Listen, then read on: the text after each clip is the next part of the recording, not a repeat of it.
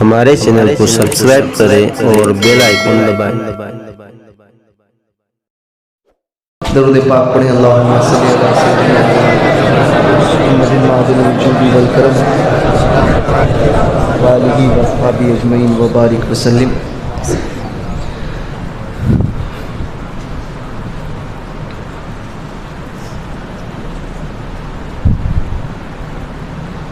میٹھی کھاڑی کے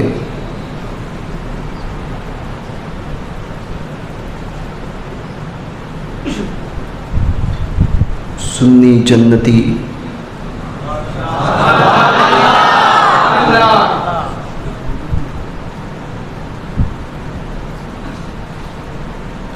بھائیوں، حضور غوث پاک رضی اللہ تبارک و تعالیٰ عنہ کا یہ مبارک مہینہ آپ سب کو بہت بہت مبارک ہو۔ اللہ تبارک و تعالیٰ اس ماہ مقدس کے صدقے ہمیں حضور غوث اعظم کا حقیقی غلام بنائے۔ سرکار بغداد فرماتے ہیں کہ میرا مرید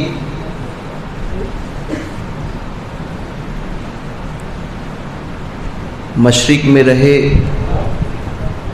چاہے مغرب میں، وہ جہاں کہیں سے مجھے پکارے گا وہیں سے میں اس کی مدد کروں گا۔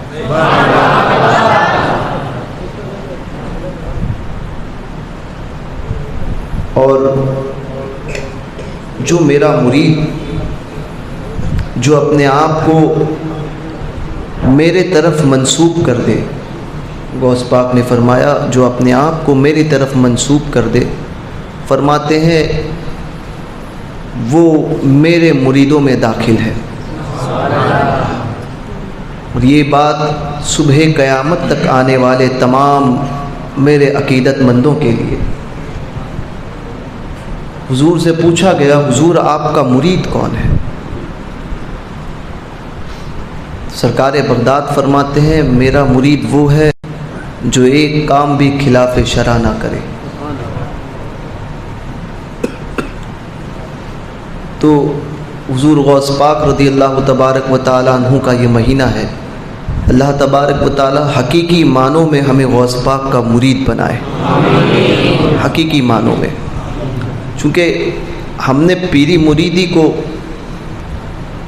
مریدی کے مقصد کو نہیں سمجھا۔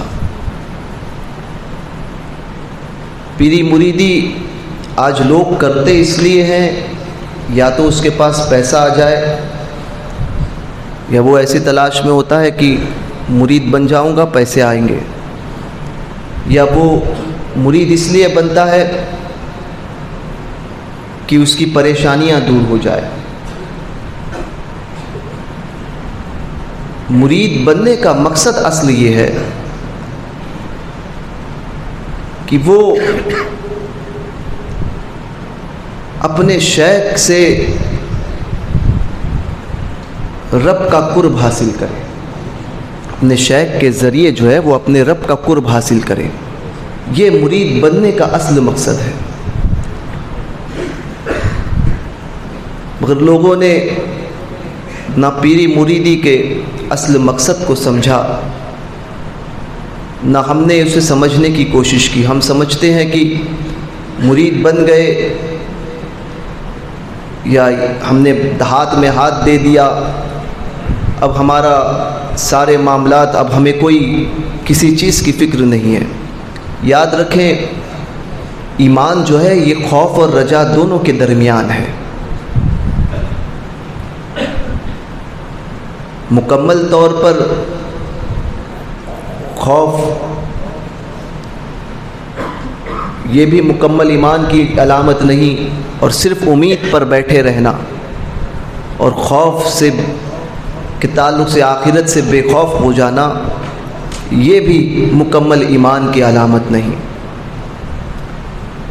حضرت سرکار علامہ ابن جوزی یہ فرماتے ہیں کہ میں ایک مرتبہ خانہ کعبہ کا طواف کر رہا تھا۔ دوران طواف میں نے خانہ کعبہ کے دیوار سے لپٹے ہوئے ایک شخص کی آواز کو سنا جو زار و قطار رو رہا تھا،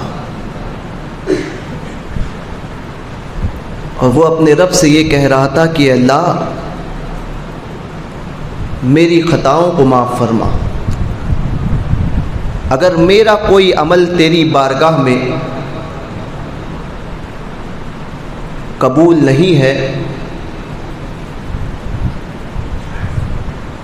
تو مجھے قیامت کے دن اندھا اٹھانا تاکہ اپنے دوستوں کے سامنے مجھے شرمندگی کا احساس نہ ہو، اور اے اللہ اگر تو مجھے پکڑے، میری پکڑ فرمائے اور مجھ پر عطا کرے تو یہ تیرا عدل ہے کہ میں تھا ہی قابل، مگر اے مولا تو مجھ پر اپنا، یہ تیرا عدل ہے کہ میں تھا ہی اسی قابل، مگر اے اللہ میں تجھ سے تیرے فضل کا سائل ہوں، میں اس قابل نہیں کہ میرے ساتھ میں عدل کا معاملہ ہو، اے اللہ مجھ پر اپنا فضل فرما۔ ابن جوزی فرماتے ہیں میں نے قریب جا کر دیکھا تو وہ نوجوان، وہ شخص، وہ بزرگ کوئی اور نہیں بلکہ وہ شیخ عبد القادر جیلانی تھے، یہ حضور غوث پاک تھے۔ بتاؤ پیروں کے پیر کا معاملہ، بڑے پیر دستگیر جن کے ایک اشارے سے نہ جانے کتنے قیامت میں ایک اشارہ پا کر جنت میں داخل ہو جائیں گے، کتنے گنہگاروں کو اللہ تبارک و تعالی جنت عطا فرمائے گا۔ ان کا خود کا عالم یہ ہے، اور آج ہم مرید ہوئے ایسے بے خوف ہو جاتے ہیں، سمجھتے ہیں کہ ہمارے اوپر کوئی ذمہ داری ہی نہیں۔ تو یاد رکھیں مرید اپنے پیر کے ہاتھ میں ایسا ہے جیسا مردہ بدستے زندہ۔ پیر کا کام غسال کا ہوتا ہے، وہ اپنے مرید کو سنوارتا ہے اور اپنے پاس نہیں رکھتا، آگے بھیجتا ہے، یعنی وہ اپنے رب سے اس کو قریب کرتا ہے۔ تو پیری مریدی کرنے کے بعد میں اپنے اندر اگر تبدیلی پاؤ تو سمجھو کہ سرکاروں کا فیضان مجھ پر ہو رہا ہے، یعنی اپنی زندگی میں انقلاب پاؤ تو، ورنہ ہوتا یہ ہے کہ رسماً ہم نے ہاتھ میں ہاتھ تو دیا مگر ہمارے اعمال ایسے ہی ہوتے ہیں کہ پھر ہم کہتے ہیں کہ ہم کو فیضان نہیں مل رہا ہے، فیض حاصل نہیں ہوا۔ تو یاد رکھیں کہ آپ نے شریعت کی پابندی ہی نہیں کی۔ حضور غوث پاک رضی اللہ تبارک و تعالی عنہ کی شریعت کی پابندی کا عالم یہ تھا کہ زندگی میں کوئی تہجد آپ کی نہیں قضا ہوئی، چھوٹی نہیں، قضا نہیں، چھوٹی نہیں۔ شریعت مطہرہ پر ایسے کاربند تھے، خود فرماتے ہیں پہلے شریعت کا عالم بن پھر طریقت میں قدم رکھ، پہلے شریعت کا عالم بن۔ آج حال یہ ہو گیا ہے ہماری قوم کا کہ جس نے ہاتھ میں 10 انگوٹھی پہن لی، جس نے لمبے بال رکھ لیے، جس نے کوئی ایسی بات کہی جو اسے نہ پتہ تھی، یا پھر جس نے کوئی شریعت کے خلاف بات کی، وہی سب سے بڑا پیر ہوتا ہے۔ مگر سمجھیں غوث پاک سے بڑا پیر دنیا میں کوئی نہیں۔ غوث پاک کے شریعت پر عمل کا عالم یہ ہے، خود فرماتے ہیں پہلے شریعت کا عالم بن پھر طریقت میں قدم رکھ۔ اب بتاؤ آپ جو اندھی تقلید کرتے ہو، کسی کے پیچھے بغیر اس کو شریعت کے پیمانے میں ناپے بغیر اس کے پیچھے چلتے ہو، آپ بتاؤ کہ آپ اس پیر کو مانو گے کہ غوث پاک کو مانو گے؟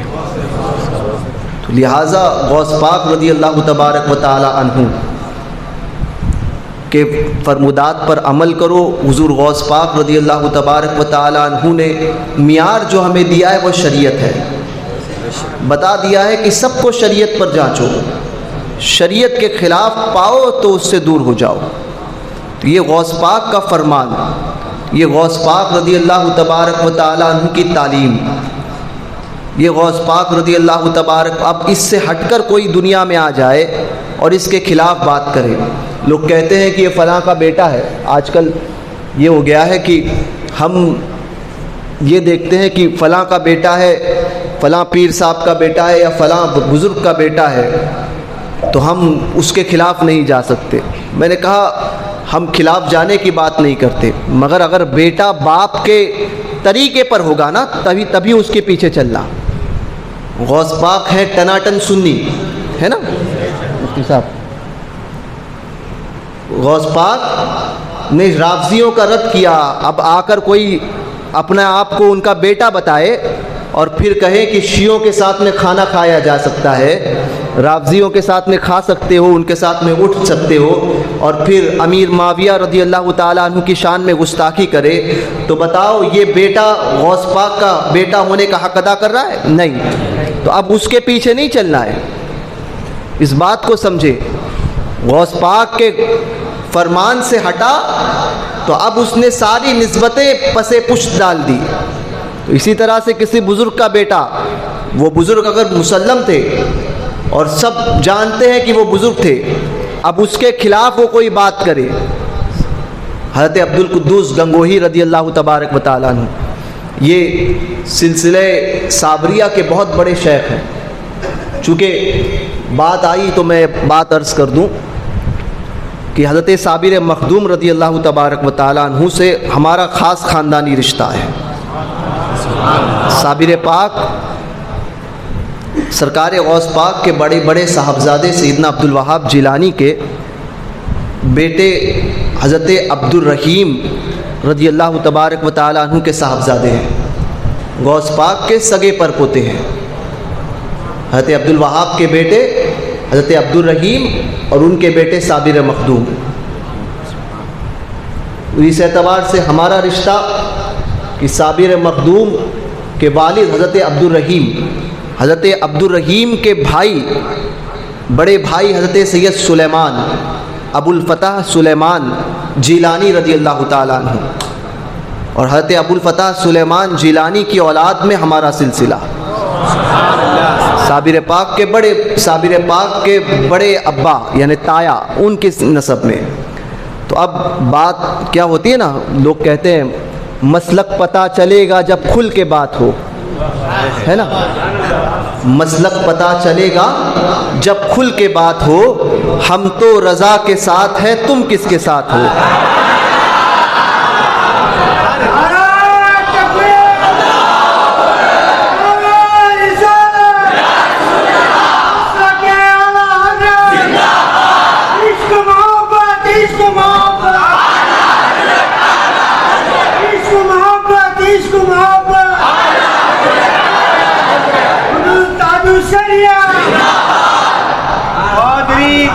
ایک کہنے لگا مسلک پتہ چلے گا جب کھل کے بات ہو، ہم تو علی کے ساتھ ہیں، تم کس کے ساتھ ہو۔ تو میں نے کہا تمہاری زبان سے یہ باتیں ٹھیک نہیں لگتی، اس لیے کیونکہ اپنے منہ کو لگام دو۔ علی والے جو ہوتے ہیں وہ معاویہ کو گالیاں نہیں دیتے، سمجھے؟ علی والے حضرت معاویہ کو گالیاں نہیں دیتے۔ تو میں نے پھر کہا مسلک سمجھ سکے نہ تم کیا کھل کے بات ہو، مسلک سمجھ سکے نہ تم کیا کھل کے بات ہو، پوچھو علی سے یہ بھی کہ وہ کس کے ساتھ ہے، پوچھو علی سے یہ بھی کہ وہ کس کے ساتھ ہے۔ تو صابر مخدوم رضی اللہ تبارک و تعالیٰ عنہ، صابر کلیر ہی، صابر مخدوم وہ بزرگ، اب خاندانی رشتہ ہم نے بتا دیا۔ حضرت عبدالقدوس گنگوہی یہ حضرت سراج الامہ حضرت سیدنا امام اعظم ابو حنیفہ کی اولاد میں ہے، سمجھے؟ تو 300 سال بعد جب آپ نے، بہت لمبا طویل واقعہ ہے، تو بعد میں صابر مخدوم کے آستانے پر انہی کی اولاد جو ہے وہ سجادگی پر آئی. جو جب تک ٹھیک رہتا ہے، کیونکہ ہوا یہ ہے کہ زاگوں کے تصرف میں ہے عقابوں کا نشیمن، سمجھے؟ تو اب کوئی اٹھ کر آئے اور یہ کہے کہ میں صابر مخدوم کی بارگاہ کا سجادہ ہوں، یا فلاں کی بارگاہ کا سجادہ ہوں، یا فلاں کی بارگاہ کا سجادہ ہوں. میں نے کہا سجادگی بزرگوں کی بزرگی مسلم ہے، مگر اگر بات عقیدہ اہل سنت کے خلاف کرو گے نا تو ہم تمہارے خلاف آئیں گے، ہم تمہارے خلاف ضرور آئیں گے. ہم یہ نہیں دیکھیں گے کہ تو کس کی بارگاہ کا سجادہ ہے، ہم یہ دیکھیں گے کہ اس بارگاہ کی عظمتیں اس بات کو گوارا نہیں کرتی کہ تیری زبان سے جو ہے وہ عقیدہ اہل سنت کے خلاف بات کی جائے ہو. تو آ کے کہنے لگے حضرت امیر معاویہ کی شان میں گستاخیاں کی. میں نے کہا بے پڑھے لکھے تو صرف دھاگے باندھ اور مور پلے، کیا مور چھلے کیا ہوتا ہے اس کو کیا کہتے ہیں، مور چھلا، وہی باندھ، وہی کام کر اور نذرانے لے اور خاموش بیٹھ. یہ منصب تیرا نہیں ہے کہ اس عقیدے کے معاملے میں بولے. لوگ تیرے ہاتھ چومتے ہیں نا، اسی میں خاموش رہے، اسی میں اپنی عافیت منا. عقیدے اہل سنت کے معاملے میں اگر بولے گا تو یاد رکھنا صابر مخدوم کے غلام ابھی زندہ ہے، کہ وہ عقیدہ اہل سنت کے خلاف کوئی بات برداشت نہیں کی جائے گی. پھر ہوگے کہیں کے بھی کوئی سجادہ، سجادگی کسی بزرگ کی بارگاہ کا کوئی مقدس عقیدے پہ، ان بزرگ کے عقیدے پر ہے تو ان کی جوتیاں ہمارے سر آنکھوں پر. یہ نظریہ پہلے بنائیے. ہم کیا کرتے ہیں، آیا کوئی ہاتھ گئے باوا آئے چھات چومے بھاگ گئے اور پیچھے پڑ گئے، سمجھے؟ باوا کے پیچھے پڑنا ہے. حضور احسن العلماء فرمایا کرتے تھے مجھے ان ہاتھ چومنے والوں سے ڈر لگتا ہے. ابھی میرے سامنے تو میرے ہاتھ چوم رہے، میرے پیٹھ پیچھے ہی میرے تعلق سے کیا کہیں میں نہیں جانتا، سمجھے؟ تو آپ سے کوئی آتا تھا کہ حضور تعویذ دے دیجئے، تو کیا ہو رہا ہے؟ تو کہتے تھے کہ حضور پیٹ میں درد ہو رہا ہے. فرماتے تھے جاؤ ڈاکٹر کو دکھاؤ. پھر بھی کوئی کہتا تھا کہ تعویذ دے دیں تو فرماتے تھے میں گجرات کا باپو نہیں ہوں کہ کچھ ہوا ہے تو کسی نے کر دیا تو تعویذ لے لی، یہ پلا دیا تعویذ لے لو پی جاؤ، وہ مرض بڑھتا رہے. وہ نہیں ہوں میں. کیونکہ آج کل حالات بھی ایسے ہو گئے، یہ باپوؤں کا دور، اس لیے میں جانتا ہوں کہ مجھے باپو نہ کہا کرے، سمجھے؟ کہ باپوؤں کا دور، کچھ ہوا، وہ کسی کو مرض تھا، اب وہ مرض میں اس نے باپو نے تعویذ دی، کہتا ہے نہیں باپو نے کہہ دیا ہے تو تعویذ ٹھیک ہے، یہ اچھی بات ہے، مگر یاد رکھنا جو علاج جس کا ہے وہ اسی سے کروائیں. اور پھر پہلے دیکھو کہ تعویذ دینے والا کتنا پابند شرع ہے. اگر یہی تعویذ مفتی اعظم کے قلم سے ہونا تو انشاءاللہ تبارک و تعالی یقینی طور پر شفا ملے گی، کیونکہ لکھنے والی ذات ویسی پابند ہے. اب ہاتھ میں 10 انگوٹھیاں پہنے، عورتوں کے ساتھ بے پردہ بیٹھے، ان کے ہاتھ سے پیر دبوائیں اور پھر باپو سے کہیں کہ تعویذ میں اثر پیدا ہو، تو کہنا باپو صاحب اپنی باپوگیری اپنے پاس رکھیے گا. تو ایسے لوگ بھی آئے جو یہ کہتے ہیں، سرکاروں کی شان میں گستاخی کرتے ہیں اور کہتے ہیں ہم فلاں بارگاہ کے سجادے ہیں. تو میں نے کہا سجادے ہو تو اپنی جگہ پر ہی رہنا. اہل سنت کے عقائد میں اگر گھسو گے نا، اس کے اندر، اس عقائد کے درمیان اپنی باطل عقائد کو لاؤ گے نا، تو پھر یاد رکھنا امام احمد رضا کے غلام ابھی زندہ ہے، غوث پاک کے غلام ابھی زندہ ہے، تمہیں پھاڑنے میں بھی آسرا نہیں کریں گے. تو یہ دیکھیں آپ پہلے کہ کس کے پیچھے چلنا ہے. ہر ایک کے پیچھے آنکھ بند کر کے نہ چلے. عقیدے کی جہاں پر بات ہو سب سے پہلے عقیدہ پوچھے، عقیدہ کیسا ہے. عقیدے میں اگر مضبوط ہے، پھر وہ کسی سلسلے سے تعلق رکھتا ہو، کوئی سلسلے سے، کسی سلسلے سے، مگر عقیدے میں وہی عقیدہ ہے جو عقیدہ غوث پاک کا تھا، جو عقیدہ غریب نواز کا تھا، جو عقیدہ مخدوم اشرف جہانگیر سمنانی کا تھا، جو عقیدہ شاہ برکت اللہ عشقی مارہروی کا تھا، جو صابر مخدوم کا تھا، محبوب الہی نظام الدین اولیاء کا تھا۔ اگر وہی عقیدہ ہے جن عقائد کو اس دور میں اگر ان تمام باتوں کو سمیٹ لیا جائے تو مختصر میں اس کو کہیں گے مسلک اعلیٰ حضرت۔ تو عقائد میں اگر مسلک اعلیٰ حضرت کے عین مطابق ہے تو پھر اس کے پیچھے چلنے میں حرج نہیں، مگر جہاں عقیدہ اہل سنت میں عقیدہ اہل سنت سے ہٹی ہوئی بات کی تو پھر ضرور قریب جانے سے پہلے سوچنا، ضرور قریب جانے سے پہلے سوچنا کہ بولے ہم فلاں جگہ کے سجادہ ہے، میں نے کہا سجادہ ہو، سجادہ بن کر رہو اور عقیدہ اہل سنت پر رہو۔ تم سجادہ ہو، بولے ہماری تقلید کرنا، میں نے کہا تم تعظیم ہے، کسی بزرگ کی بارگاہ سے نسبت رکھتے ہو، تعظیم کریں گے، واجب التقلید نہیں ہو، تم تقلید نہیں کی جائے گی، وہ تعظیم بھی تب تک جب تک عقیدہ اہل سنت سے لگے ہوئے رہو گے۔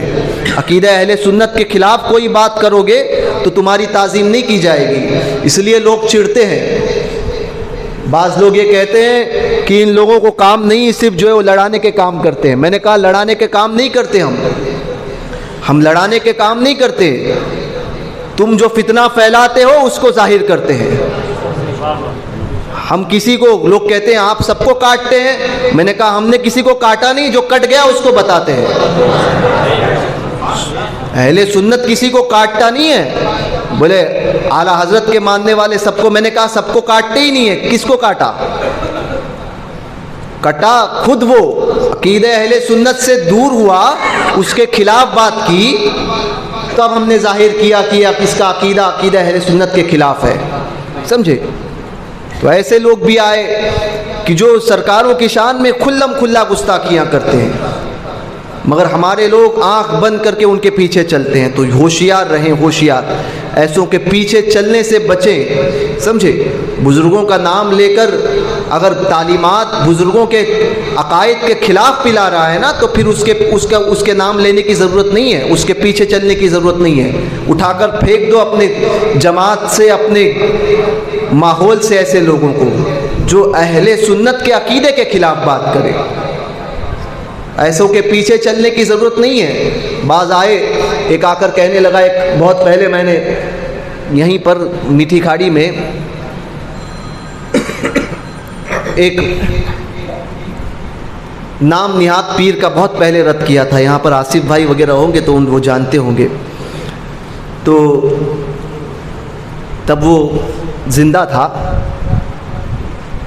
تو بعد میں آ کر کہنے لگا جاہل، اب وہ چٹکا ایسا لگا اس کو میری بات کا، میں نے تو عقائد اہل سنت بیان کیے تھے اس میں، تو آنے کے بعد میں اس کو چٹکا ایسا لگا کہ کہنے لگا، پھر بعد میں یہیں پر میٹھی کھاڑی میں اپنے 25 مریدوں کو لے کر اس نے اسٹیج لگایا تھا، سمجھے؟ سمجھدار کو اشارہ کافی ہے، سمجھے؟ 25 مرید، جس کے پورے محلے مرید تھے، اعلیٰ حضرت سے بغض رکھا، مرید بھی 25 ہو گئے، اس سے بھی کم ہو گئے تھے، سمجھے؟ تو یہ حال تھا۔ تو اس میں آ کر کہنے لگا کہ غوث پاک رضی اللہ تبارک و تعالیٰ عنہ، میری مخالفت میں وہ کہنے لگا غوث پاک رضی اللہ تبارک و تعالیٰ عنہ کا سلسلہ نسب آگے ہی نہیں بڑھا، وہ جاہل بولتا ہے۔ میں نے کہا بس تیری خباثت، تجھے جو ہے وہ تیرے مرنے کے لیے اور تجھے غوث پاک کی بارگاہ کا غدار ہونے کے لیے اتنا ہی کافی ہے کہ تو نے یہ کہہ دیا، سمجھے؟ تو نے ایک تنہا اگر میری مخالفت کرتا نا تو بات سمجھ میں آتی تھی، مگر تو نے ان تمام بزرگوں کا انکار کیا جو غوث پاک کی اولاد میں ہے، تیری بربادی کے لیے اتنا کافی ہے، میں نے کہا۔ تو ایسے لوگ تو بعد میں ایسے ہنگامے کرتے ہیں۔ میں نے کہا تمہیں برا کیوں لگتا ہے؟ کہا ہمارے خلاف بیان کر دیا۔ بعض لوگ آتے ہیں بولے ہمارے پیر کے خلاف بیان کیا۔ میں نے کہا ہم نے پیر کے خلاف بیان نہیں کیا ہے، پیر کے اندر جو غلط باتیں تھیں اس کے خلاف بیان کیا ہے۔ تو بولے نہیں ہمارے پیر کے خلاف۔ میں نے کہا ہم نے جو بات بیان کی وہ تیرے پیر کے اندر ہے خلاف شرع؟ تو کہنے لگے ہاں۔ تو میں نے کہا پھر تیرے ہی پیر کے خلاف کیا، سمجھے؟ شریعت کے خلاف جو بھی آئے گا اس کو سجایا نہیں جائے گا، اس کو سر پہ نہیں رکھا جائے گا، بلکہ لوگوں میں اظہار کیا جائے گا اس کا کہ یہ خلاف شرع کام کر رہا ہے اور اس کا عقیدہ اہل سنت کے خلاف ہے، تو اب اس کو ظاہر کرنا ہوگا۔ اور یہ علماء اہل سنت اور اس منبر کا یہی تقاضا ہے۔ یہ منبر جو ہے نا جہاں پہ مولانا صاحب بیٹھے ہیں، اس منبر کا تقاضا یہی ہے، ورنہ ان سے پوچھا جائے گا کہ تم نے اس کا حق کیوں نہیں ادا کیا۔ تو مسجد میں منبروں سے رد ہوگا اس ہر غلط بات کا جو شریعت کے خلاف ہوگی، اس ہر بات کا رد ہوگا جو اہل سنت کے عقائد کے خلاف بات کرے گا، اس ہر شخص کا رد ہوگا۔ اب جو برا لگتا ہے جس کو، وہ یہ سمجھے کہ اس کے اندر یا اس کے پیر کے اندر یہ کمیاں موجود ہیں، ہم نے کسی کو بے نقاب نہیں کیا، وہ خود سامنے آیا، ہم نے صرف بتا دیا ہے کہ یہ ایسا شخص ہے۔ تو ایسے لوگوں سے بچیں، انشاءاللہ بچیں گے آپ لوگ، مسلک اعلیٰ حضرت پر مضبوطی سے قائم رہے۔ اور ایک بات تقریر تو یہ کرتے ہیں حضور غوث پاک رضی اللہ تبارک و تعالی عنہ کے متعلق، ہم نے کل یہ بات کہی، میں اس کی وضاحت آج کر دوں کہ حضور غوث پاک رضی اللہ تبارک و تعالی عنہ کا میں نے کہا تھا کہ جو ذاتی نام، میں نے اس کل بھی یہ بات کہی تھی، وہ اگر ہمارے خاندان میں یہ بات ہمارے بزرگوں سے چلی آئی ہے، سمجھے، تو اس نام لینے کا کوئی عادی ہوگا نا، تو ڈر ہے کہ اس کا ایمان پر خاتمہ نہیں ہو۔ اب لوگوں میں یہ مشہور ہوگا کہ اس نام بولے لوگ اٹھتے بیٹھتے غوث پاک کا نام لیتے ہیں، تو یہ غوث پاک کا نام لینا یہ ان کا ذاتی نام نہیں، ان کا ذاتی نام عبد القادر ہے، سمجھے، غوث پاک کا اسم ذات جو ہے وہ عبد القادر ہے۔ تو اس نام کو بے وضو لینے سے بچے، بے وضو لینے سے بچے، یہ ہے اس کی عظمت کو ظاہر کرنا۔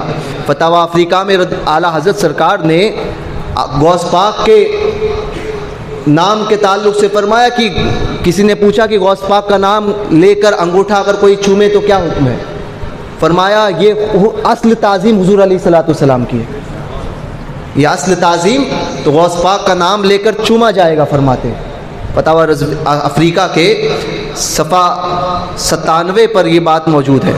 تو یہ بات یہ ہے کہ غوث پاک کی عظمت اور بزرگی کو ظاہر کرنے کے لیے کہ غوث پاک کی عظمت اور بزرگی کیا ہے، کہ آپ کس منصب پر فائز ہیں، کہ بزرگوں نے ان کا نام بھی بے وضو لینے سے منع فرمایا۔ تو یہ اس وجہ سے بھی کہ غوث پاک کے نام کی عظمت اور بزرگی کا یہ عالم ہے، تو حضور علیہ الصلوۃ والسلام کے نام کی اور اللہ تبارک و تعالیٰ کے نام کی عظمت اور بزرگیوں کو کس طرح سے اس کا خیال رکھا جائے، کس طرح سے اس کی تعظیم کی جائے، کہ اور بدرجہ اتم ادب کے ساتھ میں اور وضو کی حالت میں ہی ان سرکاروں کا نام لیا جائے۔ بلکہ بزرگوں نے فرمایا کہ اپنے آقاؤں کا نام بھی وضو کی حالت میں لو، بے وضو لینے کے عادی نہ بنو، کہ یہ بھی ایک قسم کی بے ادبی ہے، بے ادب بے وضو لینے کے عادی نہ بنو۔ تو پھر تو غوث پاک، تو پھر لوگ کہتے ہیں درود پاک، تو میں نے کہا درود پاک بغیر وضو پڑھا جا سکتا ہے، مگر پڑھنا نہیں چاہیے، کوشش کرے کہ باوضو ہو کر پڑھے تو حرج نہیں ہے، مگر کوشش کریں، کیونکہ بارگاہ رسالت کا ادب یہ تقاضا یہ ہے کہ ادب اس کے اندر وضو کے ساتھ ہو، تقاضا یہ ہے، اس کا تقاضا یہ ہے کہ ادب کے ساتھ وضو کے ساتھ حضور کے اوپر درود بھیجا جائے۔ پڑھنے میں حرج نہیں، مگر وہ شخص یہ جانے کہ کس ذات کا نام لے رہا ہے وہ، اس لیے وہ ادب کریں، وضو کے ساتھ درود پاک پڑھیں۔ اسی طرح سے حضور غوث پاک کا نام بزرگوں نے اس لیے، تاکہ اعلیٰ حضرت سے کسی نے پوچھا کہ حضور کہ کوئی غوث پاک کو نہیں مانتا تو سنی نہیں رہے گا، بڑی بحث لمبی طویل جو سوال ہے، طویل سوال کیا گیا، تو اعلیٰ نے فرمایا کہ نہ ماننے سے سنی نہ رہنا، سنی اس کا بنیاد کا انکار نہیں ہے، ضروریات دین کا انکار کرنے والا کافر ہے۔ تو غوث پاک کو نہ ماننے والا سنی تو رہے گا، مگر غوث پاک کو اعلیٰ حضرت فرماتے ہیں خصوص کا انکار نصوص کی طرف لے جاتا ہے، یعنی آج اس نے سرکاروں کا انکار کیا، کل جا کر پھر دین کی کسی بنیاد کا انکار کرے گا۔ اس لیے ہماری دین کی بنیاد جو ہے وہ ادب ہے، تو ادب کرتے رہیں، ادب میں انشاءاللہ تبارک و تعالیٰ برکتیں ہی پاؤ گے۔ تو کوشش یہ کریں کہ سرکاروں کا نام، بلکہ میں تو یہ کہوں گا کہ آپ کے پیر کا نام بھی آپ جب لیں تو وضو کے سہالت میں لیں، تاکہ اس کی عظمت آپ کو پتہ رہے کہ ہم کس کا نام لے رہے ہیں اپنی زبان سے۔ اپنے مشائخ کا نام بھی وضو، حالت وضو میں لیں، کوشش کریں گے نہ لینا، کوئی نہ لیا تو لے تو سکتا ہے، مگر ادب کا تقاضا یہ ہے کہ وہ حالت وضو میں اپنے بزرگوں کا نام لے، ٹھیک ہے؟ اللہ تبارک و تعالیٰ کہنے سننے سے زیادہ ہمیں عمل کی توفیق عطا فرمائے۔ دوران گفتگو اگر مجھ سے کوئی شرعی غلطی ہوئی ہو تو میں توبہ کرتا ہوں، میرے ساتھ آپ بھی مل کر توبہ کریں کہ آپ نے بھی میری کسی غیر شرعی بات پر حامی بھری ہو۔ پڑھیں استغفر اللہ ربی من کل ذنب واتوب الیہ، لا الہ الا اللہ محمد الرسول اللہ صلی اللہ علیہ وسلم۔